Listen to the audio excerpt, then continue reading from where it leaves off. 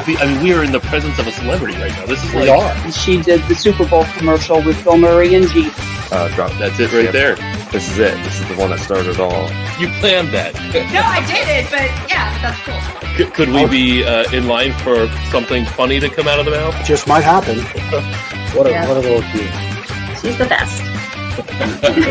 Everyone deserves to feel their best. Everyone deserves to move their best and not have pain. I'm a little upset that Ben got like 2 inches taller because he's already tall, dark, and handsome enough. Culture is something we think about like all the time at Shruki's. You know, we're all coming from different cultures. Our comments have exploded Through the roof. So there you go.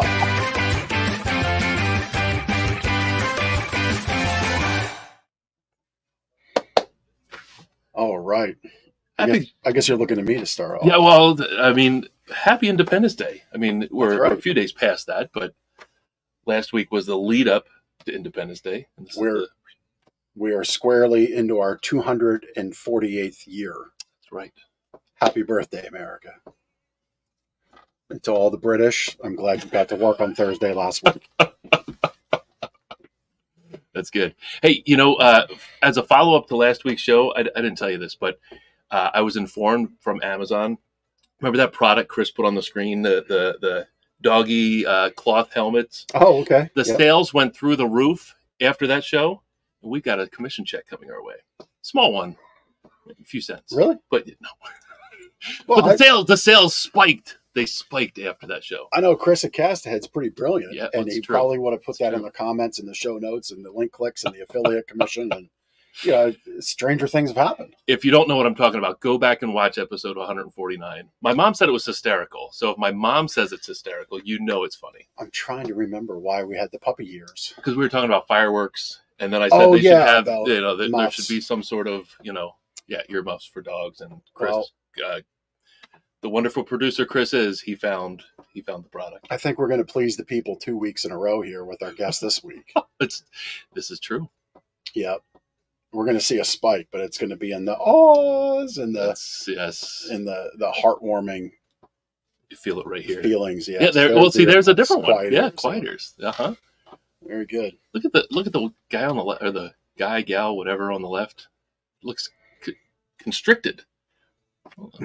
Feels like that's a dog that has long known that their owner and human friend puts them in these bad photo shoots and positions, and it's like the code of shame. They're just like, you know what, like look, I get you give me a bed and you got a comfy sofa and you allow me to come into your bedroom and you feed me, but this is a little much. The purple thing around my ears, I've about had it. If I could tell you, I would say I've had enough and walk out.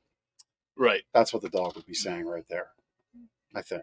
My goodness. Mine have learned when I get the camera out that they know I'm taking a photo and they turn away. Oh, you get the butt shot? No, they just turn away.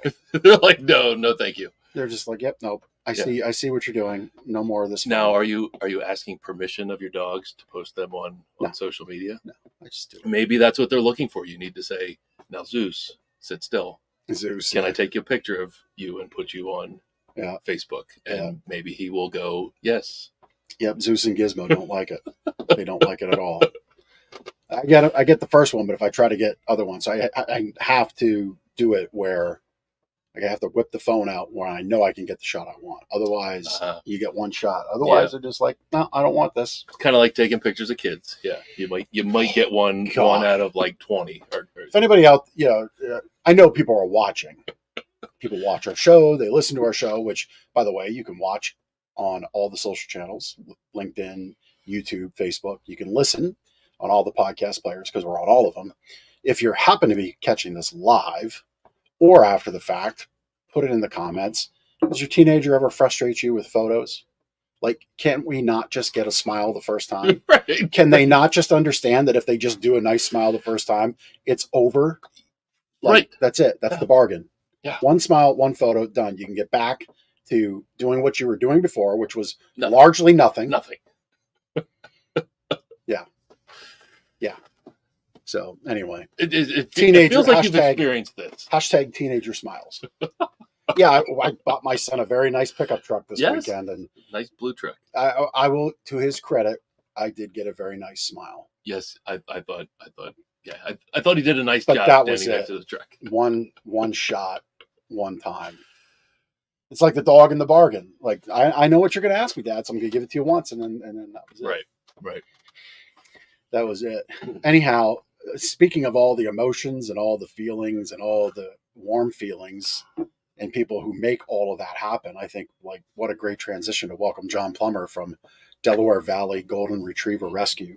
Oh, there. Hey guys, made it happen. You made it happen. Yeah. This Love is it. Nauman. It's John and Nauman. Nauman is this guy's name. Nauman. Love it. What's up, Nauman? Can Nauman hear us? No, he can't now. Not. All right. He doesn't that's have right. Yeah, because you're listening. Maybe you guys need to develop doggy headsets. There we go. Podcast with the dogs. Yeah. So we want our pets to pose for photos, and we want them to hear the humans and respond to the human that they've never met through a microphone. Yes, of course. Ben doesn't ask for much in this world. I know what our fans want. That's what they would want. Heidi, thank you for joining us. Heidi is a wonderful volunteer and adopter, serial adopter. Sorry, I know what that's like.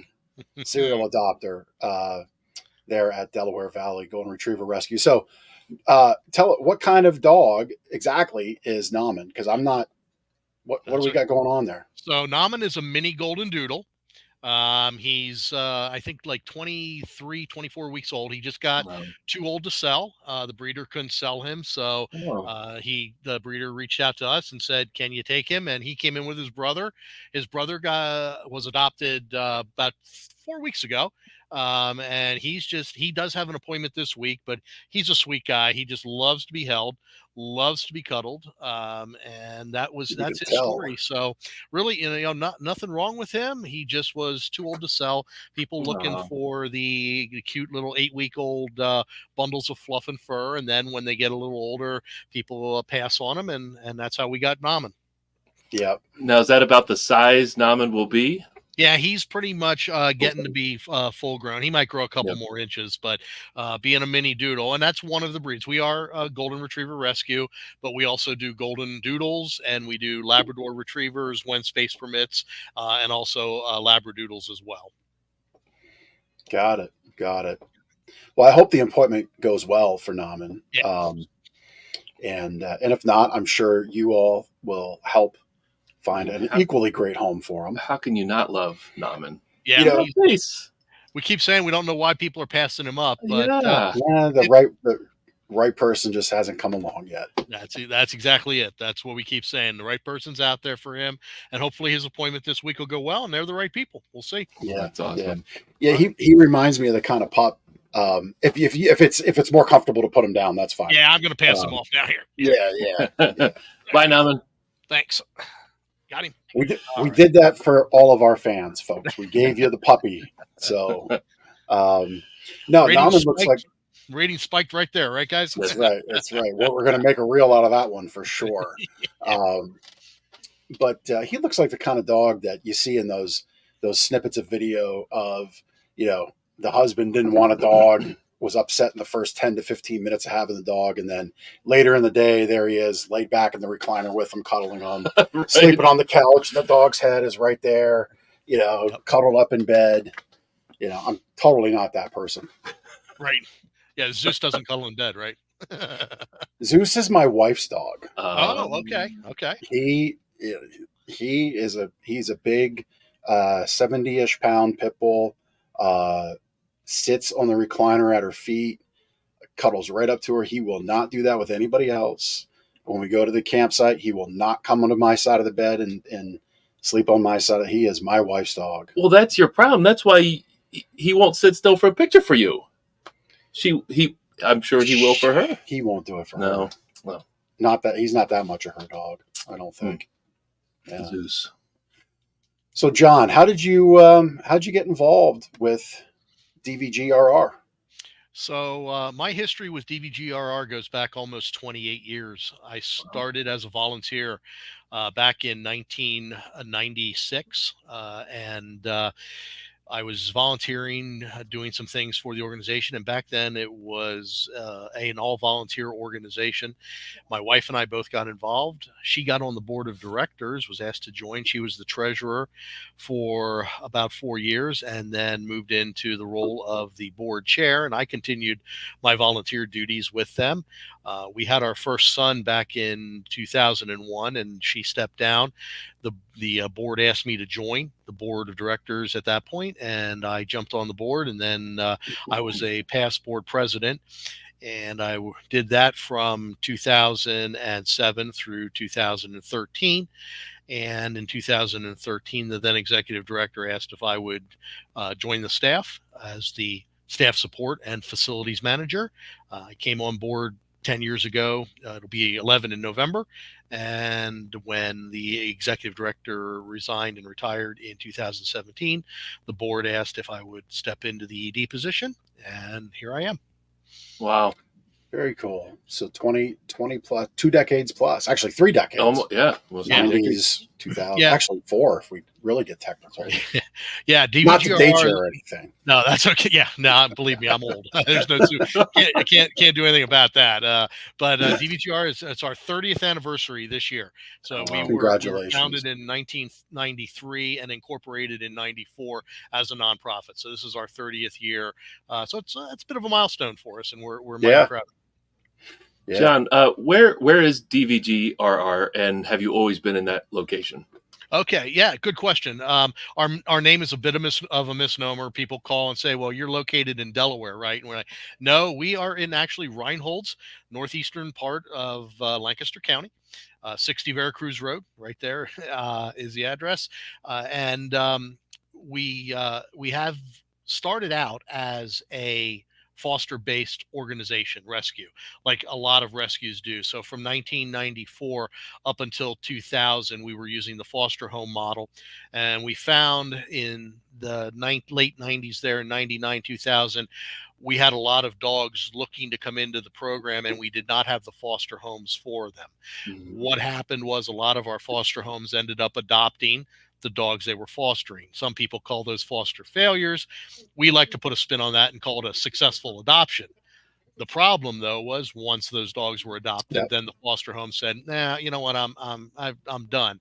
So this facility that we are at 60 Veracruz was a boarding facility. 2 gentlemen owned the facility. They lived in a house next door, and they were hand walking 65 dogs twice a day, 365 days a year. It just Wow. got to be too much for them. So they put the facility up for sale. We saw it. We asked them to pull it off the market for 3 months. We gave them a $20,000 non-refundable deposit and said, "Let us run a capital campaign and give us 3 months to do that. We will hopefully have a nice down payment, take out a mortgage of what's left over, and we'll purchase the property from you." And Wow. that's exactly what happened. So that was in the year 2000. And Good for them. So we've been here for 24 years at the facility, 7.5 acres. We have a bunch of different buildings. We have the kennel facility. We have an office area. We have our caretaker residence. We have a sanctuary for the senior dogs and for the puppy mill survivors, as well as a bunch of outbuildings and a very large activities and adoption center, which is a 5,600 square foot pole building. Love it. Yeah, I just said good for them on the owners of the property prior to you owning it. Good for you all and your donors and supporters to do that. You know, the reality is to create a facility like you've created, there's you well know, but the people watching might not. I mean, there's a mountain of ordinances and zoning issues to overcome when you're talking about any kind of rescue operation, let alone the size that you have, the number of dogs you can have, and the 7 acres, I think you said. Yep, a little over 7 Yeah. acres. Yeah, I mean, that's just so like you found a diamond, not in the rough, but like a diamond ready to go. So it's such a great way to pivot and grab that property and set yourselves up for such long-term success. We are foster failures ourselves, or as you say, successful adoptions. That's where Gizmo and Zeus in our world came to be. And then there's 3 cats that roam the house that are also thorns in my side, but they're here. Well, they actually own the house, I would assume, and you just live there. Yeah. Yeah. Mm-hmm. Yes. I've heard stories. Yes. But so, and let's get into the puppy mill thing, because as I was thinking about commenting on all the ordinances and the zoning, it's kind of funny how people doing good, you have to fight those battles, right?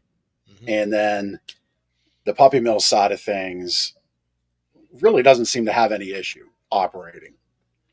And unfortunately, Lancaster is great. Lancaster County is great, but we don't have one thing. There's other issues, but we have this stain of being puppy mill capital of the world. So you said Nauman has was a connection to a breeder, mm-hmm. and you were able to make a successful what's the word? Grab, get them, mm-hmm.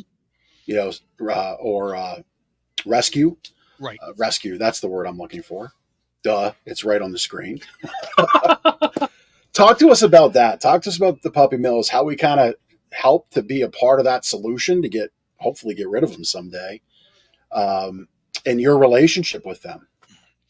Well, that is the relationship that we have. And I gotta say, the idea of a puppy mill has kind of, years ago, they would have 5, 10, 14, 20 different breeds of dogs. And that has really scaled down over the years.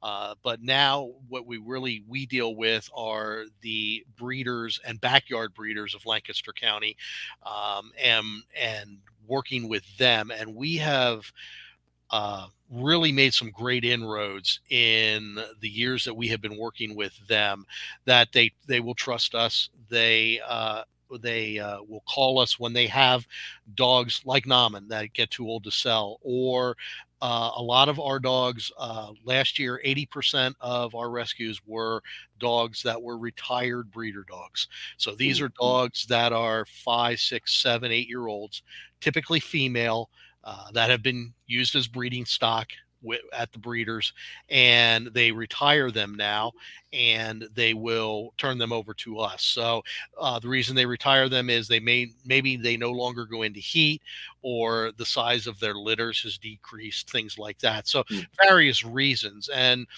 we're here for those dogs, and they know that, and that's a good thing, because prior to that, it was just another mouth to feed, and at that point, it usually didn't end well for the dog. Let's just put it that way. So now they call us, and these dogs, they're 4, 5, 6, 7 years old. They could have very easily another 6, 7, 8 years of life left in them, and that's where we will work with them, especially in our sanctuary setting, where we teach them how to live in a home.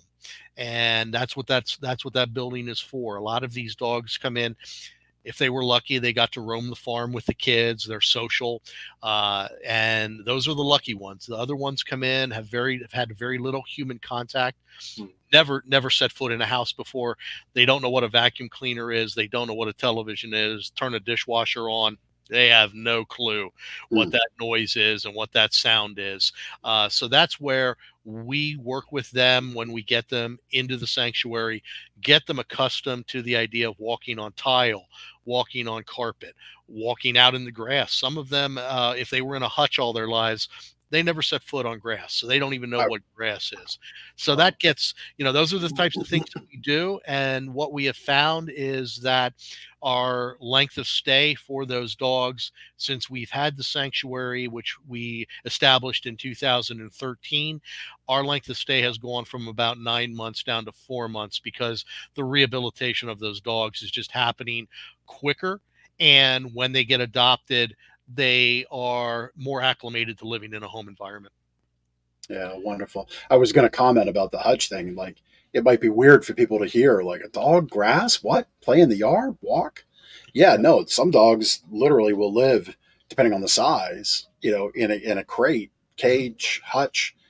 That's just enough for them maybe to turn around and do a spin. Yeah, right?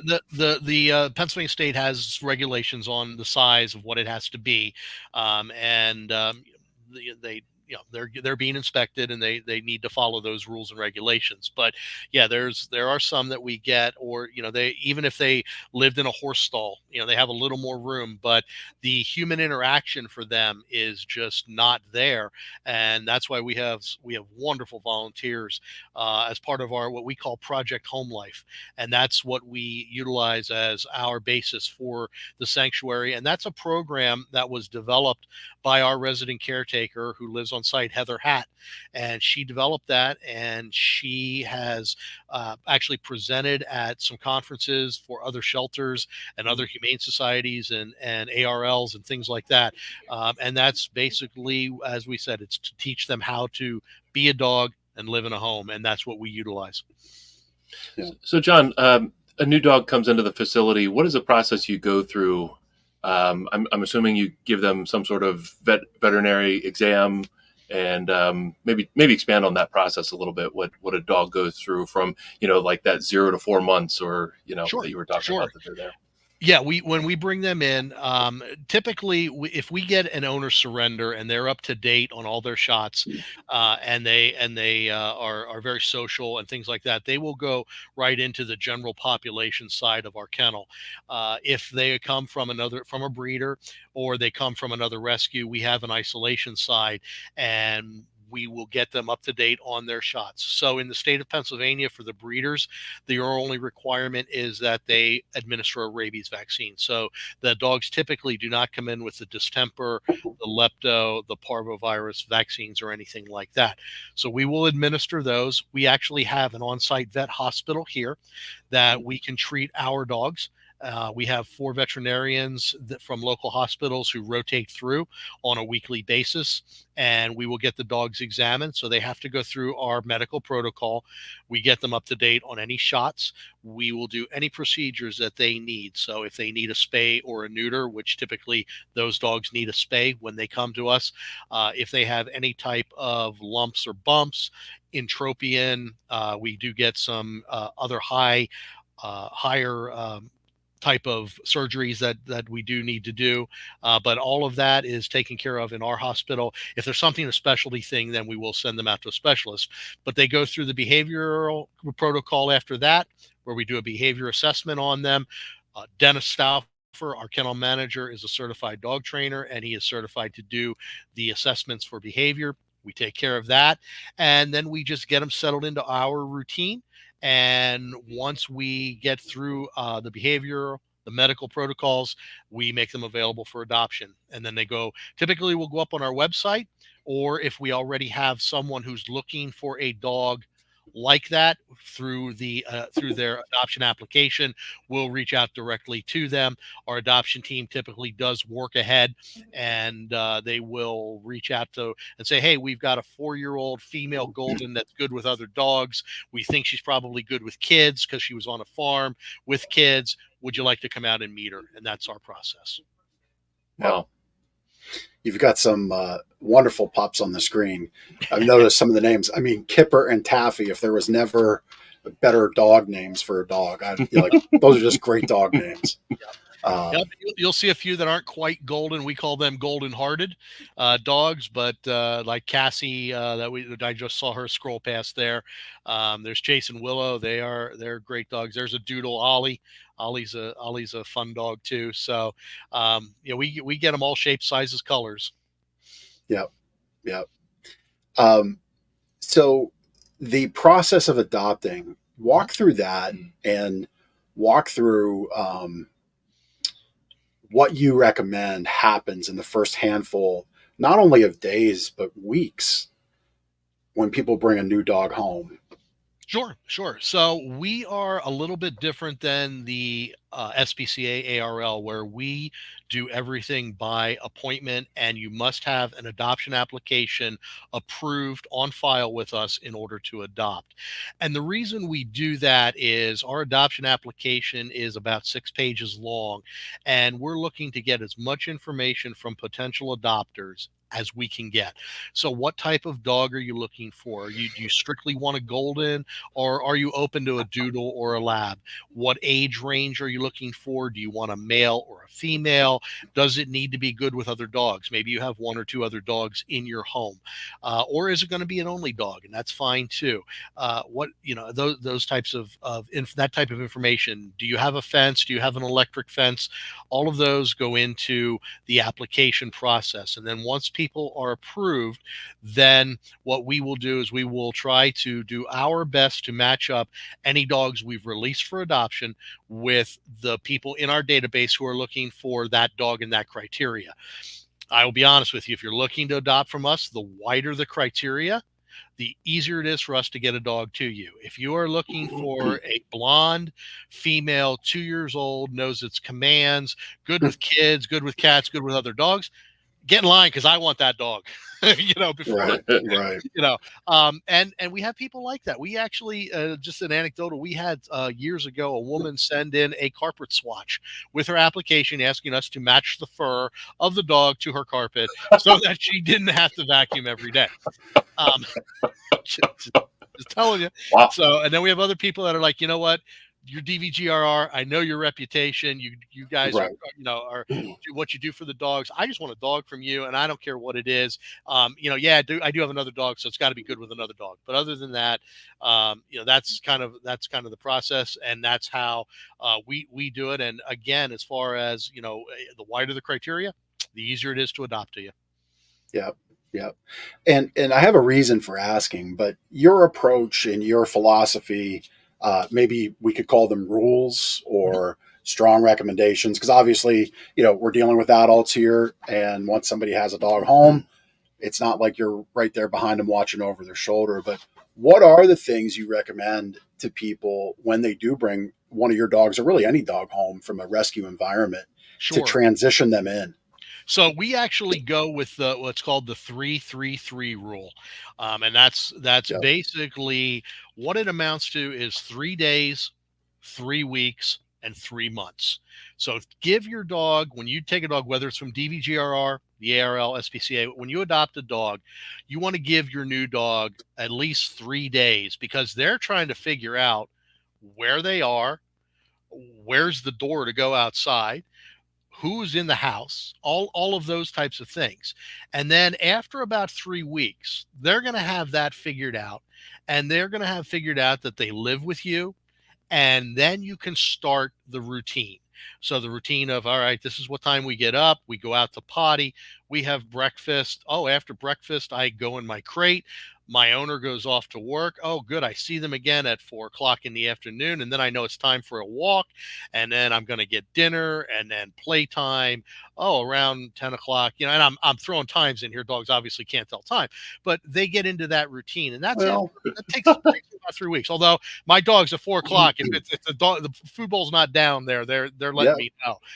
And then it's 3 months. And after 3 months, your dog really has become a part of the family, and they're going to be in the routine, and they're going to have everything pretty well down pat. They're going to know, and you don't want to start the training, sit, stay, all of that stuff in the first 3 days, 3 week time frame.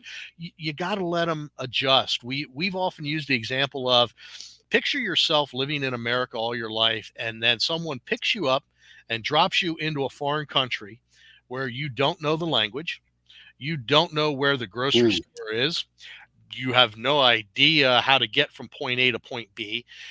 Think about that time frame. It's going to take you 3 days to just kind of settle in there, and 3 weeks you're going to know how to get to work. You're going to know where the grocery store is, the necessities, the basic necessities. Right. Then after about 3 months, you're going to be ready to explore. You're going to want to go out to the doggy park, to the park. You're going to want to go to go adventure around and see the sights and things like that. It's the same with a dog. After 3 months, that's when you're looking to go ahead and take them on the trip to Lowe's, or take them to the doggy park, or get them together with other friends that have, or family that have dogs. Give them, it's patience. Patience is the key word. It is. When you adopt a dog. It really is. It is. As a rescue family, and just sitting here reflecting as you're sharing that, in thinking about our time as a foster home, we for a long time we had a third crate in the house, and we had Sid come through and Blue Dog come through, and was it Gus? Guy was one that came through, and then we had Xena, and that's why I wanted you to touch on the 3-3-3 rule. Xena was a rescue, terrible skin, terrible abuse, breeder dog, backyard breeder. Just hit the sad case lottery, the trifecta, right? And it took 9 months for us to get her back to the opportunity to adopt, and then a few more months to find a home. And sadly, the family that adopted just completely threw out that first 3 days rule. And I was getting pictures with the toddlers and food on the sofa.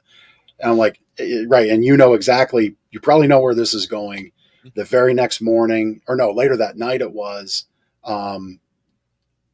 next morning, playing fetch in the yard. And I get a text. They said, I thought you said that she didn't like to play fetch. And I said, hey, I don't know. Maybe that's something she found with you, but with me, it wasn't her thing. But understand what's going on. Are you doing that with the other dog in the house? Yeah. Please stop. This is territory. This is backyard. Long story short, they come in from fetch, and there's now a fight between the two dogs because Xena wanted to exert her space. Yeah. In the scuffle, one of the kids got bit, one of the parents got bit, and unfortunately, no rescue can now rehabilitate that dog for all the reasons. They just can't. And we had to put Xena down, and it was just so terrible. Yep. And that word patience is so important with this. Right. And the last thing that we want to do is set a dog up for failure. And that's what you were looking at. That's a perfect example of what you just gave of setting a dog up for failure. And the other thing we have to stop doing is attaching our human emotions to dogs. Oh, she probably feels so sad. She can't do this. She can't do. No, that's our feeling. We're portraying onto the dogs. Dogs live in the moment.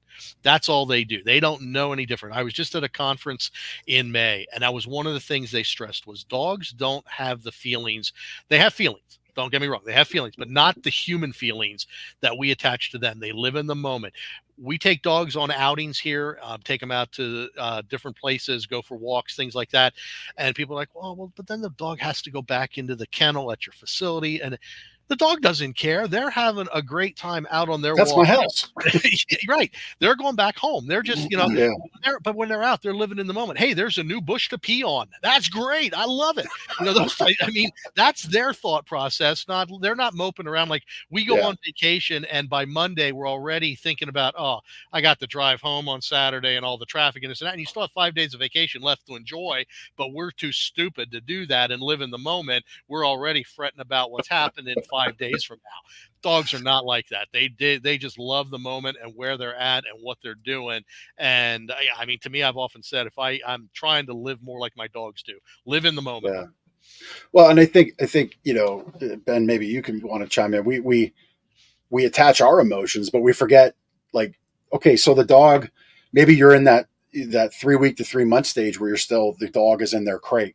Mm-hmm. Right. As a safety thing, get used to the other dog in the house thing. We forget the dog's in a crate in your home, safe, temperature controlled. Yep. So AC in the summer right now and heat in the winter, not in the elements. They were fed today, good food. They're in a crate that's big enough. Fur's clean. All of that is you're providing a wonderful environment, right, for your pet. Yeah. Think about if all you had to do was lay around in bed and get fed and sleep and not have to go to work. Sign me up for that. It's terrible. That sounds terrible. Awful. Yeah. Hey, John, I wanted to know a little bit more about the facility there, like the capacity you have, the amount of dogs you can have there, how many you have there now for adoption. I know a lot of times you hear of rescues being overcrowded, and there's a real need to get dogs into good homes. What's your situation now? So maybe you could talk a little bit about that. Sure. So we are allowed per the township, which Jeff had alluded to earlier.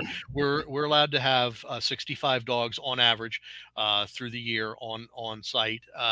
Our population goes up and down. It fluctuates. We had a wonderful May. We had 40 adoptions done in May. Oh, So that's great. that really dropped our population a bit, but we do have, we had about a dozen waiting to come in. So we filled those kennels without any trouble. But yeah, we can have that many on site at one time. We currently have, I think there's about 52. And of those, I would say, I think about 25 to 30 of them are available for adoption. The others are currently going through the behavioral and medical protocol. If people are interested, I'm going to put a plug in real quick for our open house, which is the second Saturday of every month. It's the only day that we are technically open to the public. During the month, even if you're not an approved adopter, you're welcome to come out, take a look at the facility. I give a tour.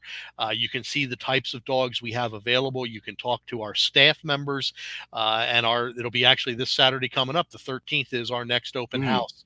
So if anyone is interested, and it's a great way too, if someone's not sure they want to actually put an application in or they want to go through with DVGRR, come out and talk to us, come out and see us, come out and see what we're about. As I said, it's the one day a month that we are open to the general public.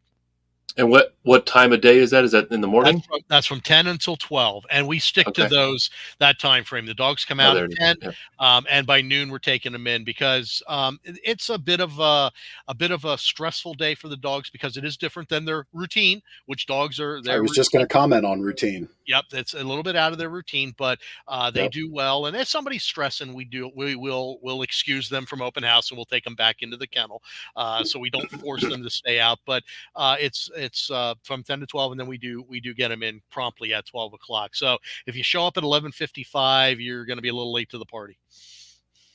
Now, if you were an approved adopter and you went to that open house, can you walk away with a pet or no? If you are in contact with Zach Morgan, who is our adoption manager, and what he can do ahead of time is if he knows you're coming to our open house, we can set up a potential adoption, and you're probably what you're doing is you're coming to see a specific dog there that he's already given you information about. You can then have an adoption appointment following our open house, and if it all works out, they can go home that day.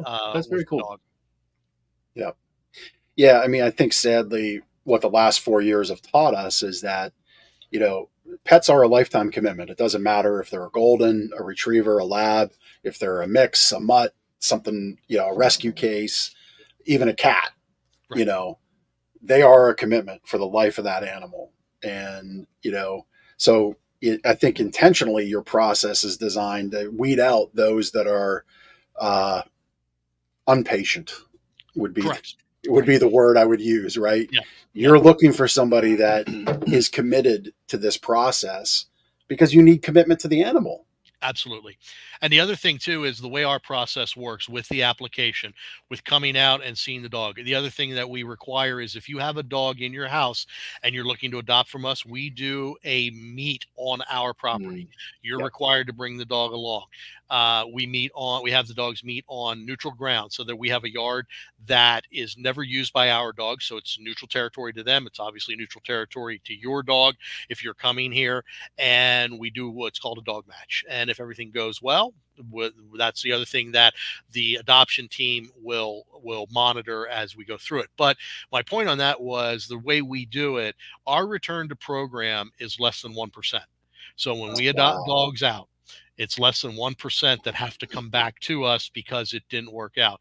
I attribute that to the process that we have, tried and true, as well as our adoption team members who know what to look for and know what to expect and to see that it's going to be a good match. Yep. So you do your open houses the second Saturday of each month. I saw on the screen we have a golf outing coming up in about 3 or 4 weeks. We do, August 2nd at Fox Chase, right in Denver there. or Stevens, Yep. I guess it is. So Yep. in Lancaster County, it's a great event. It includes lunch, it includes dinner. We got a lot of great door prizes and other things we do. The closest to the pin, the longest drive, all of those contests, fun things. It's a great time. Last year we had 110 golfers, so that was great. We do shotgun start at 1:00. I think we're up to close to 68 right now, so I'm hoping that we get about another 10 foursomes or so come rolling in the next couple of weeks. But it's a great event. It's a lot of fun, and like I said, we just have a great time. And I see each foursome gets a retriever caddy. Is that what this picture's showing? Boy, I wish that was the case. No, that would be something. We give everybody carts. We let them have carts, but all right. We do have dogs there. I will tell you that. Whenever we can get a dog out, we will. I was going to ask if any of the dogs made an appearance. Yeah, we just got to watch if we get a wayward golf ball that nobody takes off trying to chase it down. That's all we got to watch out for. Yeah. Yeah, that would be a good one. Like, this hole, we have a chase dog. This dog loves chasing golf balls. Yep. So it's your drive plus whatever the dog carries it to the pin. Yeah, right. If I could just get one to drop it in the hole, I'd be golden then. That would be like fantastic. Like, you know how they sell mulligans? Yes. Yeah. Right? Like you buy the dog chasing the ball and dropping it. And like, there's a lottery, and if it drops it in the cup, you win the jackpot. Like, you could have a whole thing right here with this. Years ago, we had an adopter who was a big golfer. He named his Golden Mulligan, which I thought was a great name. Perfect. Oh, that's a good dog name. 100%. It is a great dog. And we still have, I think, till July 12th. So if there's any businesses out there, I'm going to make another plug here, guys. Looking for T-Box sponsors, of course. So if you're interested and you'd like to, it's $100 for a T-Box sponsor. And as I said, we get a lot of people out there. So by all means, if you're interested, I think it's till July 12th you have to get those in. So we will be there we go. Due by July 12th for us to be a sponsor. So if anybody's out there, by all means, let us know. Love it. John, obviously you need funding to do what you do there. Obviously that's a big need for your organization there. But what are some of the other needs of DVGRR? To be honest with you, funding is the biggest thing. We are 100% donor funded. We receive no government funding. We all the grants that are out there, every single SPCA, ARL, every rescue is trying to get their hands on those grants and things like that. And our budget is extremely high. So that's, as I say, this hair is gray. We've got an awesome development manager in Inza Adams. She is just amazing with her ideas and things like that, and she's responsible for keeping this organization going, and I couldn't do what I do without her. But the other needs are things for the dogs. So besides that, cheese, hot dogs, we have a wish list out there that we keep updated. Blankets, we can always use towels and blankets. No comforters. The dogs, for some reason, they just love to tear those things to shreds, and then we got a mess to clean up. Then your vet bills go up, and exactly. Yeah, especially when they start eating them and things like that. So, but on our wish list, we have it out there, and if anybody is wants to, peanut butter is another thing. We go through tons and tons of peanut butter. We use it for pills. We use it to put in biscuits for nap time snacks, things like that, and bedtime snacks. So it's all that stuff is out on our website, and I invite people, if you go out on our website, most of the information with regard to us and our needs is out there. Love it. I think a peanut butter nap or peanut butter with the nap is a fantastic idea, and I will be adopting that. No pun intended from this. Yeah, and then stick me in the crate, shut the door, and let me sleep, and I'm good to go. Love it. So if you have any of those things, John, the other thing, we've done this a handful of times over the years. My wife has MS, and there's been times where the at-home treatment kit for steroid treatment has excess saline and heparin and, alcohol swabs. Yep. You take those kinds of donations for the vet side of things. You bet. Absolutely. They go right back to our vet center too. And, not to be a downer, but if someone does have to put their dog to sleep, euthanize their dog, and they have leftover medicine, food, things like that, by all means, let us know. The medicine, like carprofen is a universal pain medicine. And we can always use those donations as well. And that's just less that we have to purchase and spend the money on, which we can then use on the dogs in other ways. So by all means, yes, if somebody has some leftovers from their dog or whatever, and they don't need them anymore, we'll gladly take them. Yeah. Yeah. Fantastic. John, this has been a pleasure. Love talking with you. Love your heart and the mission there at the rescue, Delaware Valley Golden Retriever Rescue, DVGRR.org. Yep. Yes, .org. .org. So please check them out. As we always say, if you're connected to what they're doing, connected to the dogs, you want to help, it comes down to your time, your talent, and your treasure. Obviously, all of our great guests we have on will love your donations. So that's the treasure. Talent, reach out, and I'm sure on your website you have like opportunities to volunteer. We do. That's your time and treasure. So if you're a graphic designer, if you're good at writing grants, I'm sure they would love to have a conversation there. If you just have time and there's opportunity to donate time to them, connect with them on the site and get linked up. But love everything you're doing. Thanks for all the work for the dogs. Thanks. Appreciate you having us. And don't forget the Extra Give coming up in November in Lancaster County. That's one of our biggest days. So we're out there, and we appreciate the support on that too. I think you're one of the biggest recipients during that, aren't you? We have been typically in the top 10, yes, of the Extra Give. That's great. And it's usually a great day for us, and we appreciate the support. Again, couldn't do it without our donors and supporters and the great people of Lancaster County. So appreciate that. It's fantastic. Love it. Thanks for having me on, guys. Really do. You're welcome. John, thank you for your time. Thank you again for all you do for the dogs there. Thanks. You're welcome. No problem. Thank you. You got a few minutes for a connection cocktail? We sure. got it. Absolutely. Hit me with it. We got to know John a little bit, but man, let's dig in. We'll dig in. All right. You want to go first? Yeah, I'll go first. Sure.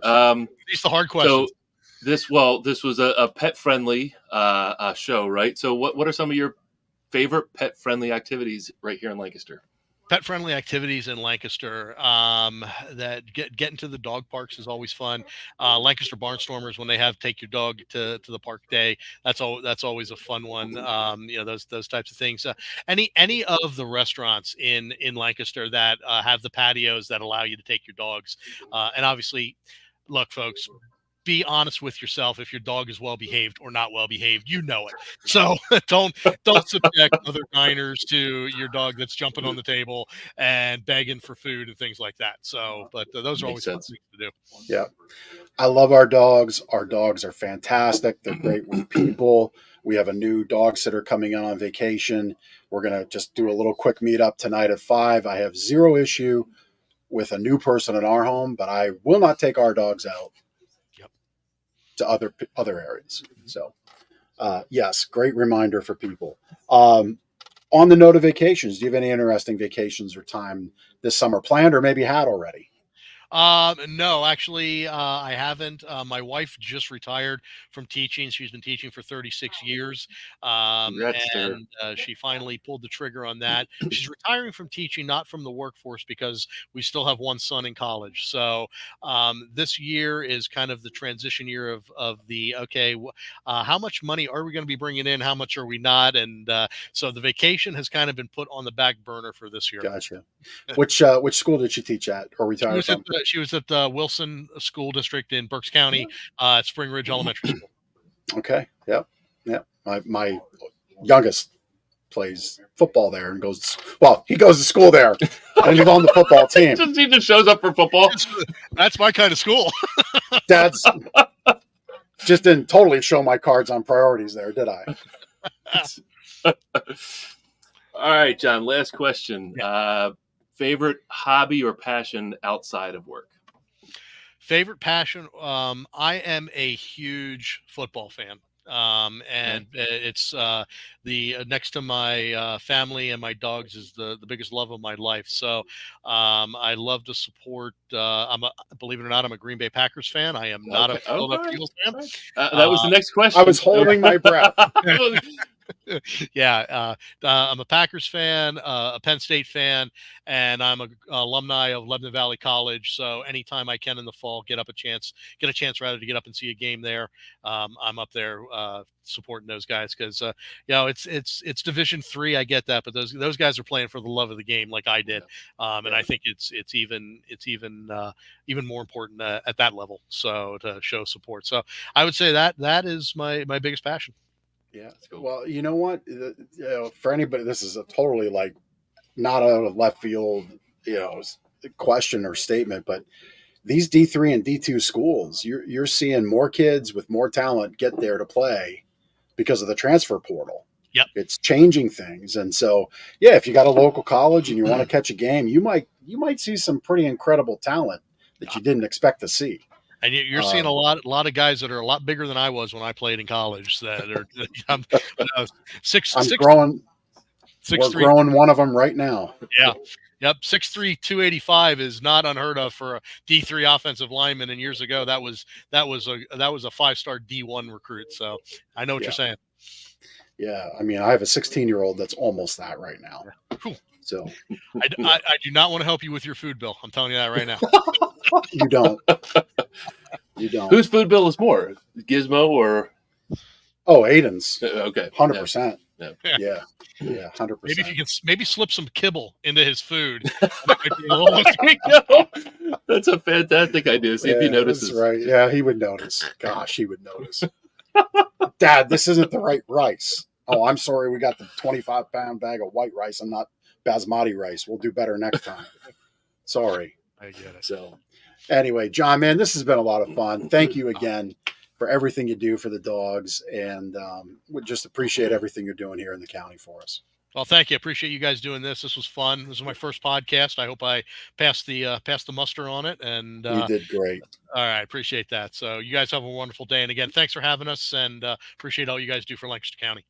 Thank you. Thank you. Yep, John. Always fun to talk about dogs. Fun things to do in Lancaster. Football came up. John didn't say that the team that no one wants to hear, Dallas Cowboys. Yep. He didn't say that, so that was great. And there was an animal on screen. We would have just kicked him off if he said he was a Cowboys fan. I'm just kidding. Maybe not. Anyway, yeah, we got the dog on. Naman was on. What a great looking dog. So check out DVGRR if you would like to adopt a dog. Obviously, they have a process, which every animal rescue does. And they just want to ensure success with you and your new pet in the home. Check out everything they're doing. Again, if you have time, if you have some talents that you think they could use, and of course, money, they always will take money. And they need it because they're doing great work. So check them out, dvgrr.org. Everything there. My sleep better tip would be to think about your pillow. We've kind of gone back and forth on that over time, and I just had to change out my pillow last night. I actually have 3 pillows bedside, and the way you used your body in the day might change the way you need support in your neck and the way things feel. Maybe it just wears out. Maybe you have to change sleeping positions because you hurt a shoulder and you sleep on your side. Now you have to sleep on your back. That's going to change the pillow. It's a third of the vertebrae in your spine. It supports all the weight of your head. It's the only part of your mattress that supports the weight of your head, which is about 10 pounds on average. And so, the pillow conversation is very important because the wrong one can impact how you feel entirely and the entire quality of your sleep. So always keep that in focus, and we'll send you our Sleep Better book to help you with that focus on the pillow, as well as everything else related to sleep. Just go to gardenersmattressandmore.com/sleep-better, and we'll mail you out a copy right away. Right pillow makes a big difference. I just switched out my pillow. I took one of the new bed gear pillows home with the shoulder cut out. I did the same thing. And that's the one I switched to. I'll admit the first week did not go well. I'm like, I like my old pillow. And then I went on vacation, came back, and I was like, I got to get used to this new pillow. And I love it. I like it better than my old pillow. It just took a little time, Mm-hmm. So I do love the shoulder cutout. That's quite nice. All right. Testimonial time. Got a handwritten testimonial here that came in. Drew was this person's, Susan, salesperson. Drew is floating around here somewhere. Susan said, Drew was the best salesperson. He is polite, listened to my concerns, and answered all my questions. And she goes on to say, my experience was totally satisfying and would highly recommend stopping into your store. And I give Drew an A+. So he gets a gold star for the day. Like that. Give him a gold star. So thank you, Susan. That was a testimonial for Gardner's Mattress and More, the business with which we sit inside and allows us to produce this great show. Yep, that's right. We're over 500 reviews now. So cool. It is really cool to see. I have my suspicions again that Google's playing some games, and it might be a bigger number. That's right. More to follow. Like a year ago, we found 30 or 40 reviews that were just hidden arbitrarily. Just hidden, yeah. Either way, not to take away from the 512 people who have taken their time and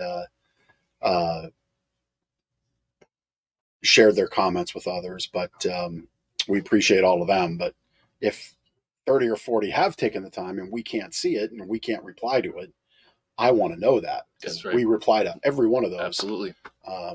To thank people. So we're always grateful for those reviews. Do you see the battle that's going on backstage? I've kind of seen it. It didn't trigger when he said Green Bay Packer fan. So producer Chris is a Detroit Lions fan, and they're going back and forth now backstage. So we avoided the Cowboys. I'll just there's only one team in the NFC that matters, and that's the Eagles. Okay. So I'll let those shots fired. I'll let those teams figure it out. It's like that meme where you got it's like old colonial Shakespearean times, and you got the one guy looking down upon everybody, and then the other people to the side. Well, that's me with that conversation. Eagles, the rest of the NFC, everybody else. Yeah. So that's that. Oh, yeah. Now Chris is firing back. Now we have some firing back. We won't make this any longer. That was in the past, Chris. It's in the past. It's fine. 2024. That's right. It's this season. Yeah. So anyway, this has been another fun one with Lancaster Connects. Thank you for allowing us to be in your home, be in your ears, be on your screen, wherever you're watching and taking this in. We always appreciate doing this show. We had a great one with John, Executive Director at Delaware Valley Golden Retriever Rescue, where they do great work. Check them out, dvgrr.org, and all the great things they're doing. And I guess we'll see you next week on Lancaster Connects. Take care.